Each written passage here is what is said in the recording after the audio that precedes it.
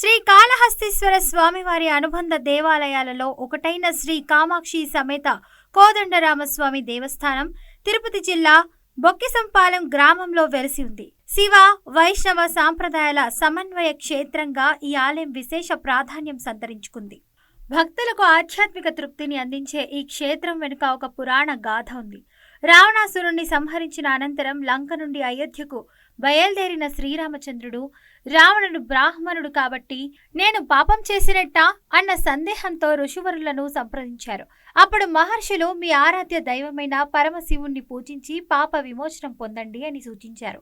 అందువల్ల శ్రీరాముడు మొదటగా శ్రీకాళహస్తీశ్వర స్వామి ఆలయంలో శివలింగాన్ని ప్రతిష్ఠించి తదుపరి బొక్కిసంపాలెం గ్రామంలో రెండో శివలింగాన్ని ప్రతిష్ఠించారని కథనం చెప్తుంది. ఇక్కడ కోనేరులోని నీరు స్వామివారి అభిషేకానికి మాత్రమే ఉపయోగిస్తారు. ఎవరైనా అపవిత్రంగా తాకితే నీళ్లు మాయమవుతాయి. మరలా సంప్రోక్షణ చేసి మాత్రమే నీటిని ఉపయోగించాలి. ప్రతి సంవత్సరం కార్తీక పౌర్ణమి సందర్భంగా ఇక్కడ అన్నాభిషేకం వైభవంగా నిర్వహిస్తారు.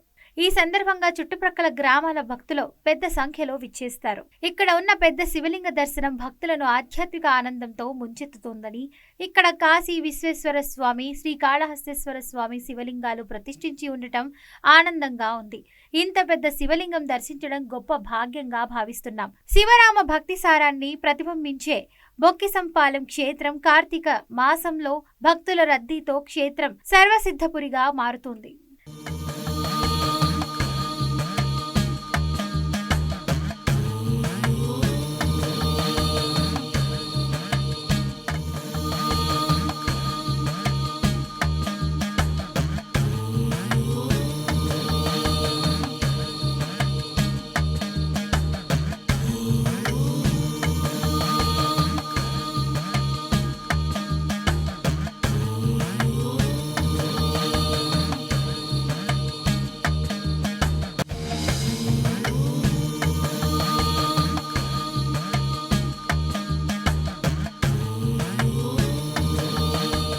ఓం నమ శివాయ. శ్రీకాళహస్తి జ్ఞానప్రసూనాంబ సమేత శ్రీ కాళహస్తీశ్వర స్వామికి అనుబంధాలయం కామాక్షంబ సమేత శ్రీ కోదండరామేశ్వర స్వామి దేవస్థానం బొక్కసంపాళెం గ్రామం. ఇక్కడ స్వామివారు రావణాసుర సంహారం తర్వాత రాములు వారు లంకకు తిరిగి నుంచి అయోధ్యకు బయలుదేరే సమయంలో ఆయనకు ఒక సందేహం ఏంటంటే, ఇప్పటి వరకు రాజ్యపాలన లేదు, తల్లిదండ్రుల సేవ లేదు, అరణ్యవాసాలు వనవాసాలతో వీటితో ఇప్పటి వరకు గడిచింది. ఇప్పుడైనా నాకు ఈ సేవా భాగ్యం ఉన్నదా అన్నది ఆయన సందేహంట. అప్పుడు తనతో ఉన్నటువంటి ఋషివర్లతో వాళ్ళతో ఆయన సందేహం వెలిబుచ్చితే వాళ్ళు అసలు మీకు ఈ సందేహం ఎందుకు కలిగింది స్వామి అని అడిగారట. అందుకు ఆయన బదులుకొని, రావణాసుడు అపారమైన శివభక్తుడు, పైగా బ్రాహ్మడు, నాకు మళ్ళీ ఈ బ్రహ్మత్యాపాతక దోషం కావచ్చు, శివభక్తుడైనటువంటి బ్రాహ్మణ్ణి చంపినటువంటి పాపం కావచ్చు, ఏదైనా దోషం ఉంటే నాకు ఇప్పుడైనా తల్లిదండ్రుల సేవాభాగ్యం రాజ్యభాగ్యం ఉన్నదా లేదా అన్నది నా సందేహం అని చెప్పారట ఆయన. ఆయన మీకు మనసులో ఒక సందేహం అనేది ఏర్పడ్డది కాబట్టి ఇక మీ సందేహ నివృత్తి కోసం ఇక మీరు ఆరాధించగలిగిన దైవం అంటే సృష్టి స్థితి లయకారకుడు శివుడు ఒక్కడే కాబట్టి ఇక్కడి నుంచి మీరు అయోధ్య చేరే వరకు మార్గ మధ్యంలో మీకు ఎక్కడ వీలైతే అక్కడ శివారాధన చేసుకుంటూ అయోధ్య చేరండి అని ఆయనకు వాళ్ళు చెప్తారట. అందులో భాగంగా ఆయన లంక నుంచి తిరిగి వెళ్ళే మార్గంలో కాళహస్తిలో ప్రతిష్ఠ చేసిన శివలింగం తర్వాత ఇక్కడ కూడా ఆయన ప్రతిష్ఠ చేసి పూజ చేసి వెళ్ళారని చెప్తారు.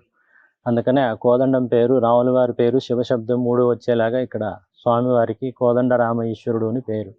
ఈ పైన ఒక కొలనుంది ఈ ఊర్లోనే పై పగ్గానికి.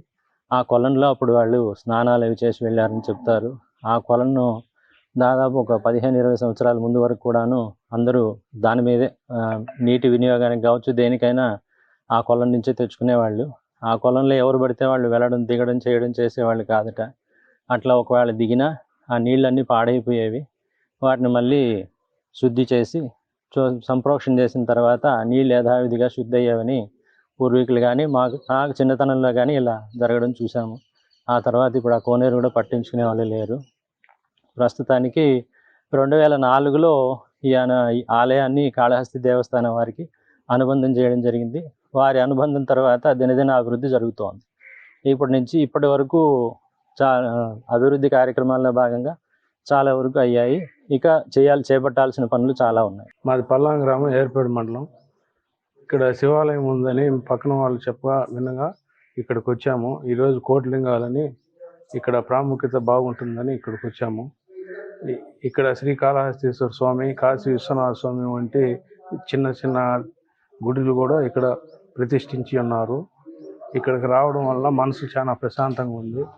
ఇక్కడ వచ్చినందు వాళ్ళందరూ కూడా బాగుంది అని మనవి.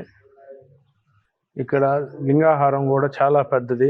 అన్ని దేవాలయాల్లో కన్నా కూడా ఇక్కడ చాలా బాగా క్లియర్గా కనిపిస్తుంది శివాలయం. ఇక్కడికి వచ్చినందువల్ల మనసు కూడా చాలా ప్రశాంతంగా ఉంది. అనుకున్న కోరికలన్నీ తీరుతాయని తెలియజేస్తున్నాను.